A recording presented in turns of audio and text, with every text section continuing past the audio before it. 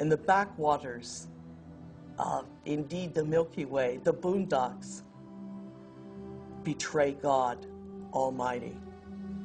That is impossible. The height of arrogance is the height of control of those who create God in their own image.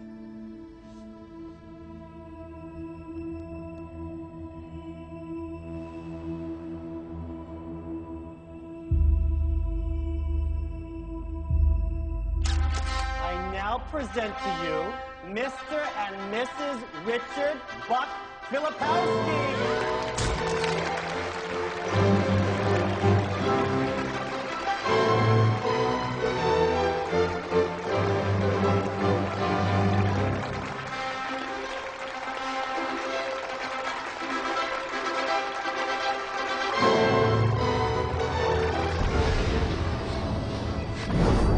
Brain, when it fires its thoughts, is likened unto the landscape of a thundercloud. And the synaptic cleft is the sky between the storm and the earth receptor site. And you see this foreboding dark cloud boiling in the sky. And you see electrical impulses moving through it, veins of electric light, and then you see it hit the ground.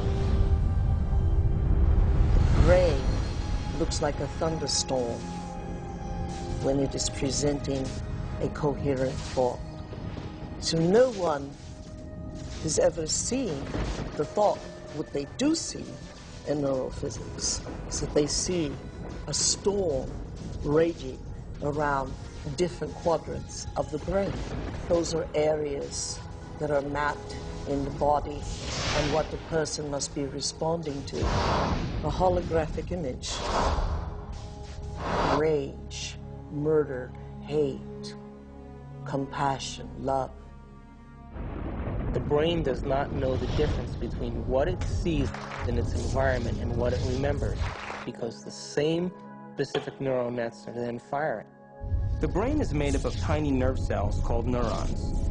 These neurons have tiny branches that reach out and connect to other neurons to form a neural net. Each place where they connect is integrated into a thought or a memory. Now, the brain builds up all its concepts by the law of associative memory.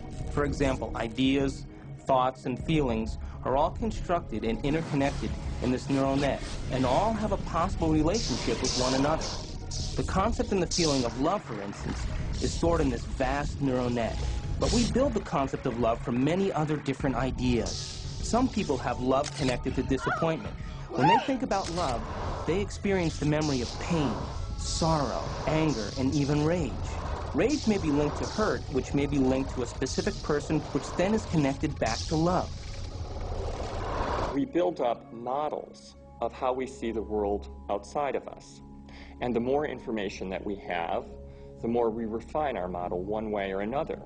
And what we ultimately do is tell ourselves a story about what the outside world is. Any information that we process, any information that we take in from the environment is always colored by the experiences that we've had and an emotional response that we're having to what we're bringing in. Who is in the driver's seat when we control our emotions or we respond to our emotions? We know physiologically that nerve cells that fire together wire together. If you practice something over and over again, those nerve cells have a long-term relationship. If you get angry on a daily basis, if you get frustrated on a daily basis, if you suffer on a daily basis, if you give reasons for the victimization in your life, you're rewiring and reintegrating that neural net on a daily basis, and that neural net now has a long-term relationship with all those other nerve cells called an identity. We also know that nerve cells that don't fire together no longer wire together. They lose their long-term relationship because every time we interrupt the thought process that produces a chemical response in the body, every time we interrupt it, those nerve cells that are connected to each other start breaking the long-term relationship.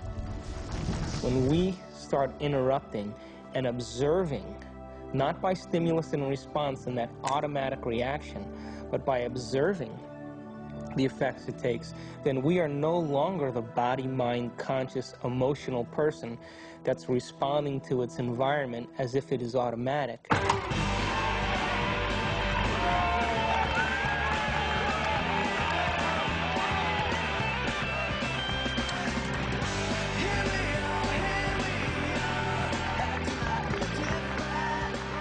Does that mean emotions are good or emotions are bad?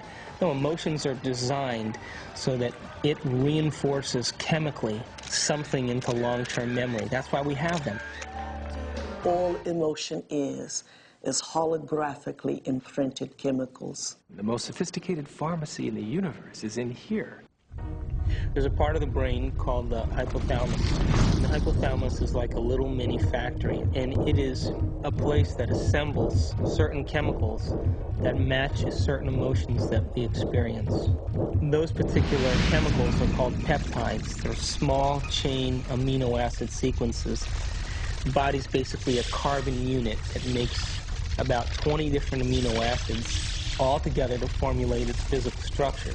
The body is a protein-producing machine. In the hypothalamus, we take small chain proteins called peptides, and we assemble them into certain neuropeptides or neurohormones that match the emotional states that we experience on a daily basis.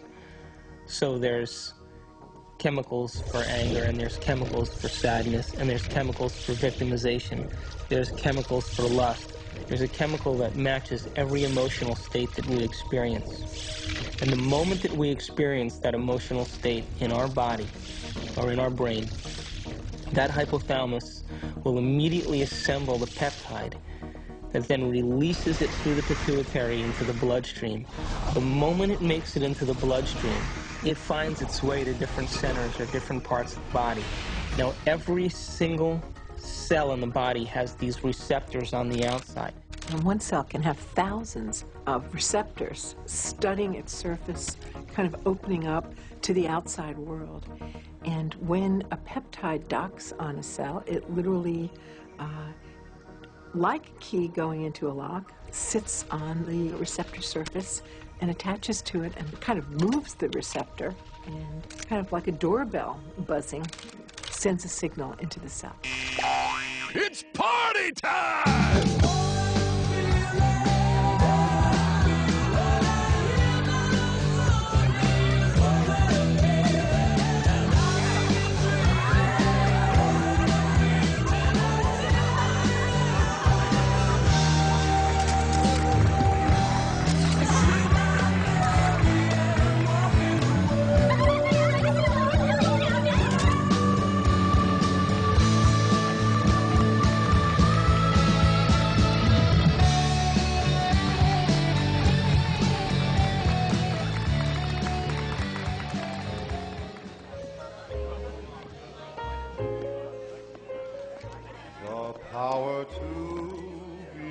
What happens in adulthood is that most of us who've had our glitches along the way are operating in an emotionally detached place, or we're operating as if today were yesterday. What is it? Mixed.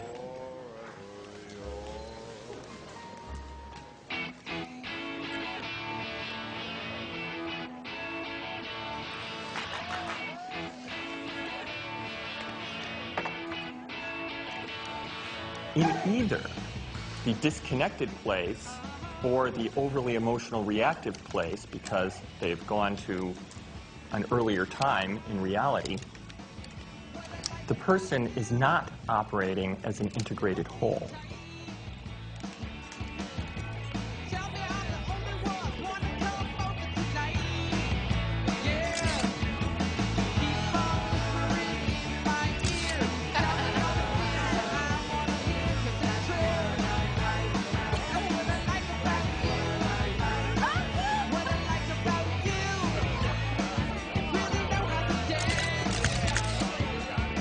Along the outside of the cell are these billions of receptor sites that are really just receivers of incoming information. A receptor that has a peptide sitting in it changes the cell in many ways. It sets off a whole cascade of biochemical events, some of which wind up with changes in the actual nucleus of the cell.